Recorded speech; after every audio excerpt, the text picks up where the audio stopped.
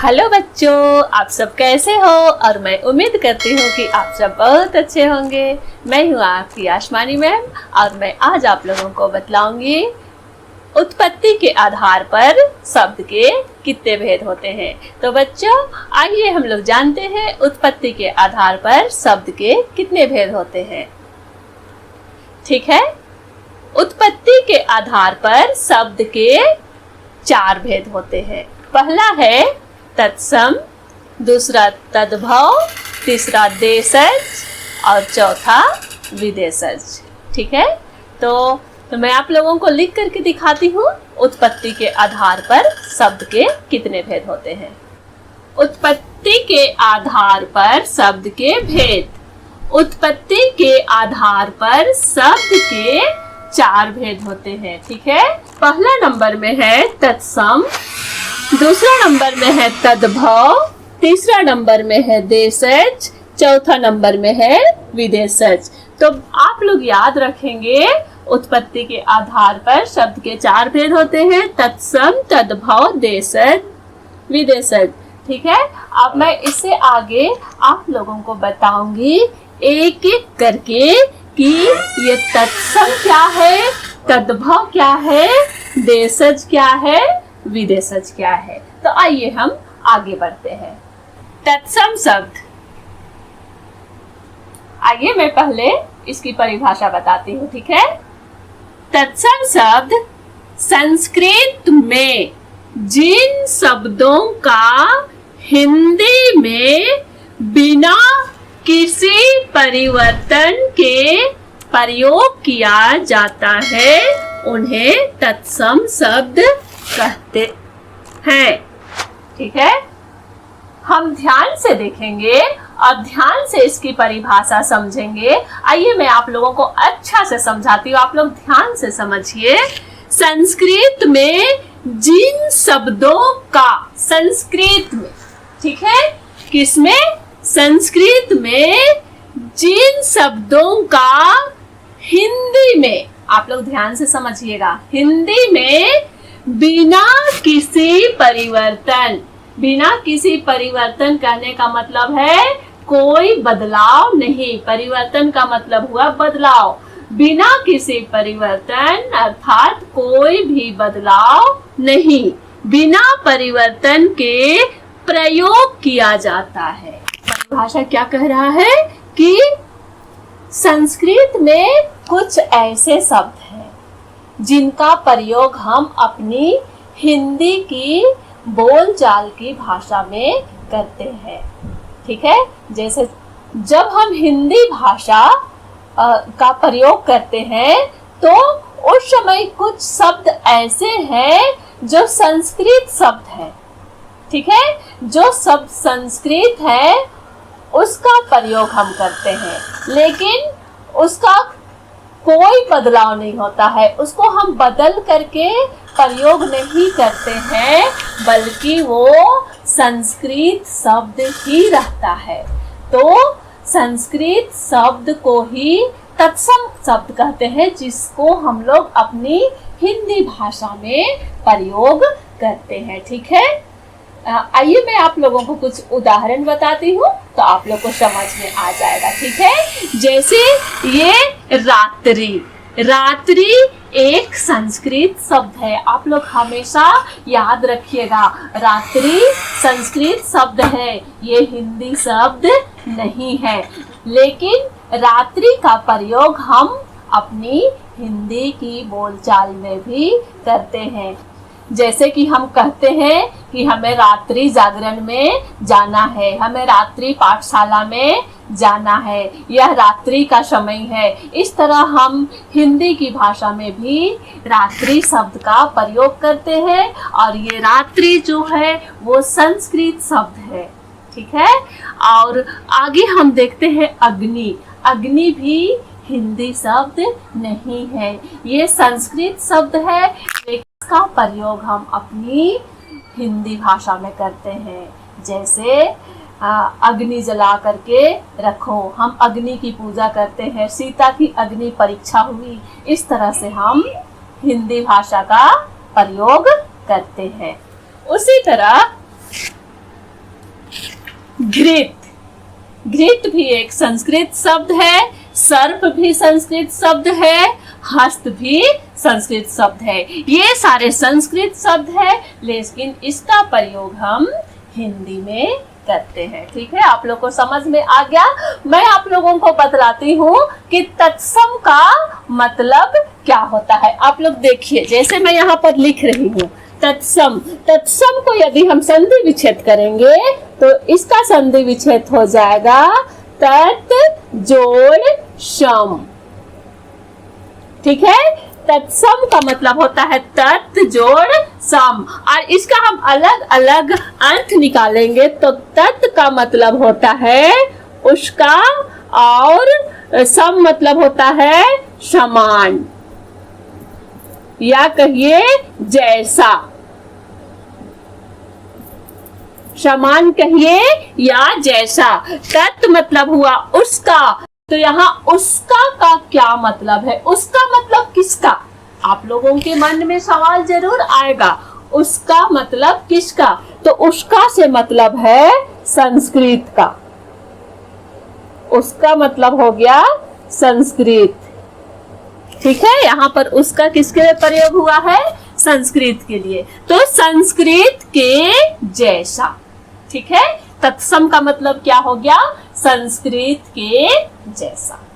ठीक है, तो आप लोग समझ में आ गया कि तत्सम शब्द क्या है। संस्कृत में जिन शब्दों का हिंदी में बिना किसी परिवर्तन के प्रयोग किया जाता है उन्हें तत्सम शब्द कहते हैं। और आप लोग इन शब्दों को देख करके आप लोग को पता चल रहा होगा कि ये संस्कृत शब्द है, और हम इसका जब हिंदी में प्रयोग करते हैं तो हम इसमें कोई बदलाव नहीं लाते हैं। अगर हम इसका हिंदी में अर्थ जाने तो रात्रि का मतलब रात होता है, अग्नि का हिंदी आग होता है, घृत का घी होता है, सर्प का सांप होता है, हस्त का हाथ होता है। लेकिन इनका प्रयोग हम हिंदी में भी करते हैं, जैसे हस्त को हम हिंदी में भी प्रयोग करते हैं, हस्तकला ऐसे करके हम प्रयोग करते हैं ना। ठीक है, तो ये है तत्सम शब्द। ठीक है, आगे हम लोग देखते हैं तद्भव शब्द। ठीक है, आगे हम लोग देखेंगे तद्भव। तद्भव शब्द संस्कृत के जिन शब्दों को, ध्यान से देखेंगे। ठीक है, संस्कृत के जिन शब्दों को परिवर्तित करके हिंदी में प्रयोग किया जाता है उन्हें तद्भव शब्द कहते हैं। अब बच्चों आगे देखिए कि अब हमारा तद्भव शब्द क्या कहता है। ठीक है, तद्भव शब्द क्या कहता है? संस्कृत में जिन शब्दों का परिवर्तित करके, तत्सम शब्द क्या कह रहा था कि संस्कृत में जिन शब्दों का हिंदी में बिना परिवर्तन के, मतलब कोई परिवर्तन नहीं। ठीक है, लेकिन तद्भव कहता है संस्कृत के जिन शब्दों को परिवर्तित करके, कहने का मतलब उसमें बदलाव आता है। ठीक है, परिवर्तित करके मतलब उसमें बदलाव आता है, परिवर्तित करके हिंदी में प्रयोग किया जाता है तद्भव शब्द कहते हैं। यानी संस्कृत शब्द का बदलाव किया गया और उसका प्रयोग हिंदी में किया गया तो ऐसे शब्द तद्भव शब्द कहलाए। ठीक है, जैसे उदाहरण में रात, आग, घी, सांप, हाथ, ये शब्द पहले हिंदी नहीं थे, बाद में इनका बदलाव करके इन्हें हिंदी बनाया गया। आप लोग याद रखिएगा, पहले ये शब्द संस्कृत थे। ठीक है, और बाद में इनका परिवर्तन किया गया और इसको हिंदी में प्रयोग किया गया। जैसे रात्रि का परिवर्तन करके रात कर दिया गया, अग्नि से परिवर्तन करके आग कर दिया गया, घृत को घी कर दिया गया, सर्प को सांप कर दिया गया। ठीक है, इस तरह से। तो आइए मैं आप लोगों को कुछ तत्सम और तद्भव शब्द लिख करके बताती हूँ कि उनका परिवर्तन संस्कृत से हिंदी में कैसे किया गया। आप लोग ध्यान से देखेंगे। ठीक है, तो बच्चों यहाँ मैंने कुछ तत्सम और तद्भव शब्द लिखा है, इसे आप लोग समझ लें। ठीक है, ये है तत्सम शब्द और ये है तद्भव शब्द, ठीक है। तत्सम शब्द है रात्रि, तद्भव शब्द है रात। तत्सम है अग्नि और तद्भव है आग। तत्सम है सर्प, तद्भव है सांप, ठीक है। तो तत्सम है घृत और तद्भव है घी। तत्सम है हस्त और तद्भव है हाथ। तत्सम है नेत्र और तद्भव है आँख, ठीक। आम्र आम, चंद्र चांद। तो इस तरह से आप लोग जान गए कि तत्सम और तद्भव शब्द क्या है। तो आइए अब हम लोग इससे आगे बढ़ते हैं।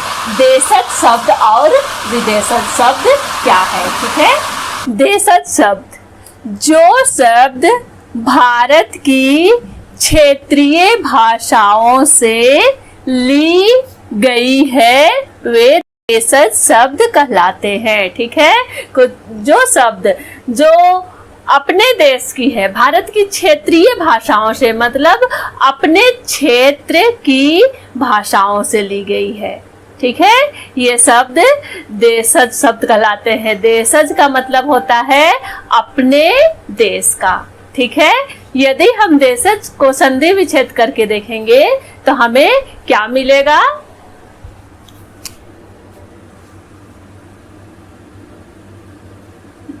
देश जोड़ ज। देश मतलब हुआ अपना देश और ज का मतलब होता है जन्मा। देशज कहने का मतलब है अपने देश में जन्मा, ठीक है। तो कुछ शब्द ऐसे हैं जिसकी उत्पत्ति अपने देश में हुई है, ठीक है, जो अपने देश के क्षेत्रीय भाषाओं से विभिन्न क्षेत्रों से ली गई है और उसका प्रयोग हम अपने रोज के बोलचाल में करते हैं, वे सब देशज कहलाते हैं। जैसे पगड़ी, ये देशज है, ठीक है, ये भारत के ही क्षेत्रीय भाषा है, ठीक है।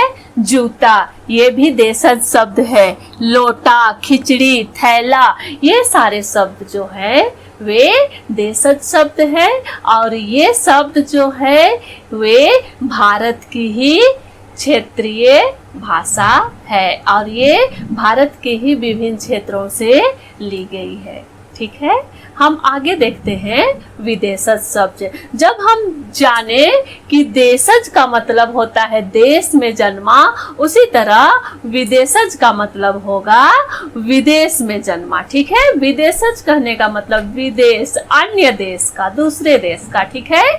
तो विदेशज शब्द क्या है? जो शब्द अन्य देशों की भाषाओं के हैं वे विदेशज शब्द कहलाते हैं, ठीक है।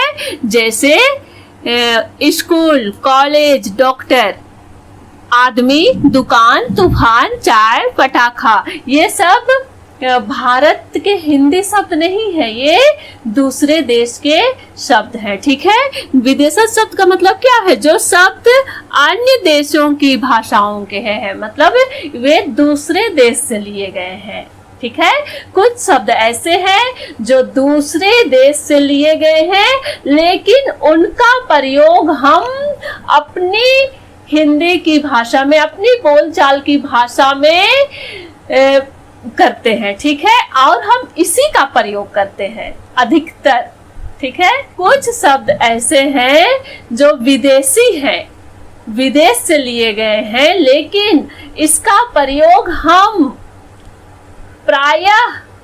प्रायः ही नहीं, अधिकतर या हमेशा हम बोलचाल में करते हैं, अपनी हिंदी भाषा में करते हैं, ठीक है। जैसे स्कूल है, स्कूल एक विदेशी शब्द है, स्कूल अंग्रेजी भाषा है, लेकिन क्या आज के ज़माने में स्कूल का मतलब, स्कूल का हिंदी विद्यालय होता है, लेकिन क्या हम में से आज कोई भी विद्यालय कहता है? नहीं ना, सब स्कूल का प्रयोग करते हैं। कॉलेज का हिंदी भाषा है महाविद्यालय, लेकिन आज के ज़माने में कौन कौन कहता है कि महाविद्यालय? कोई नहीं ना, सभी हम लोग कॉलेज का ही प्रयोग करते हैं। डॉक्टर का हिंदी शब्द है चिकित्सक, लेकिन क्या हम लोग कभी चिकित्सक बोलते हैं? हम चिकित्सक के पास जाने बोलते हैं? नहीं, हम डॉक्टर शब्द का ही प्रयोग करते हैं। ठीक है, तो ये अंग्रेजी शब्द है, लेकिन इसका प्रयोग हम हिंदी, अपनी बोलचाल हिंदी भाषा में हम इन शब्दों का ही प्रयोग करते हैं। ठीक है, आदमी हिंदी शब्द नहीं है। आदमी, दुकान, ये एक फारसी शब्द है। ठीक है, लेकिन इसका प्रयोग हम अब अपने हिंदी भाषा में करते हैं। तूफान, चाय, पटाखा, ये एक चीनी शब्द है। ठीक है, जो कि चीन से लिया गया है।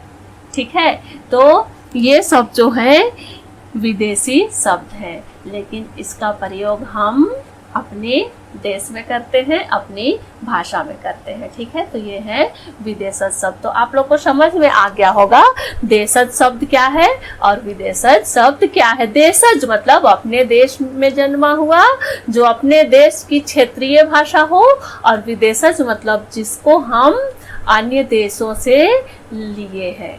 ठीक है, तो बच्चों आज हमने सीखा कि उत्पत्ति के आधार पर शब्द के कितने भेद होते हैं। तो उत्पत्ति के आधार पर शब्द के 4 भेद होते हैं। कौन कौन? तत्सम, तद्भव, देशज और विदेशज। ठीक है, तो फिर हमने एक एक करके देखा कि तत्सम क्या है, तद्भव क्या है, और देशज क्या है, और विदेशज क्या है। तो बच्चों, मैं उम्मीद करती हूँ कि आप सब इन सारी चीज़ों को अच्छी तरह से समझ गए होंगे। तो आज का वीडियो मैं यहीं पर समाप्त करना चाहती हूँ। तो मैं आप लोगों से मिलती हूँ एक नए वीडियो में एक नए मज़ेदार टॉपिक के साथ। तब तक के लिए बाय बाय।